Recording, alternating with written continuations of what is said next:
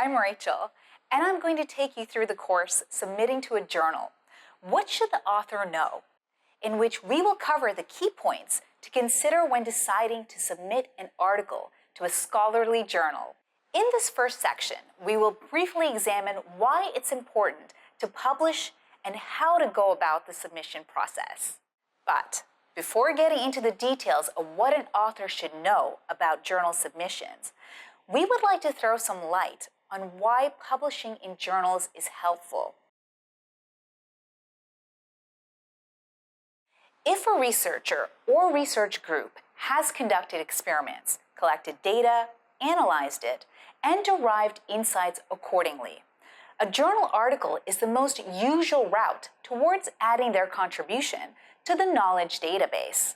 More specifically, research outputs, particularly author credits for peer-reviewed papers, help demonstrate effectiveness and impact as a career academic.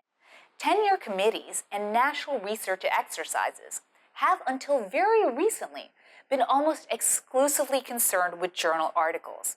As considerable core funding is allocated in research, the exercise is taken very seriously by researchers, departments, and institutions.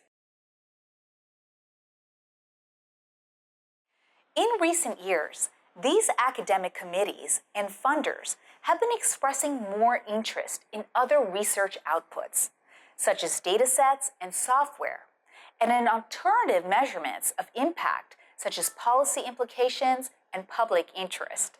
However, while the overall system is still in transition, to rely on these alternatives is a risky strategy.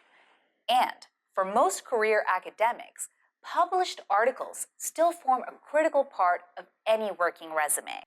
Publications and collaboration with others are a practical way of improving your profile among key peers, which can be helpful when seeking future research and collaboration opportunities. Writing a journal article requires the development of collaborative and communication skills. Funders may include guidelines or mandates on what research outcomes need to be published, and the necessary conditions too. Wellcome's Trust Publication Platform, Wellcome Open Research, and the Bill and Melinda Gates Foundation Open Access Policy are some examples of such submission guidelines. Finally, publications also help show when the article was submitted, reviewed, accepted, and published. This, therefore, puts the onus on the wider research community to respect its provenance and acknowledge it accordingly. Now, let's take you through some requirements that need to be fulfilled for journal submissions. Once you have decided to write a research article, the question arises, in which journal should you submit and what points should be considered?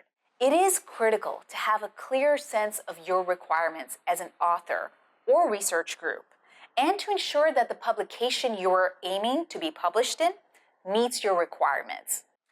As you can see, subject coverage of the journal, impact factor of the journal. Now, generally, many high-impact or high-reputation journals, such as Nature and Science, have very high rejection rates, and this factor should be considered when deciding where to publish. Community relevance, open access versus traditional journal, institutional memberships with societies, manuscript review period. If preparing a job or tenure application is the motive for publishing, then the speed of publication could be a factor. Previous experience of colleagues or co-authors. Ultimately, the author should work together to realistically assess the likely reception of their final article and develop a submission strategy that balances rejection or acceptance probabilities against time, quality, audience, author experience, and financials.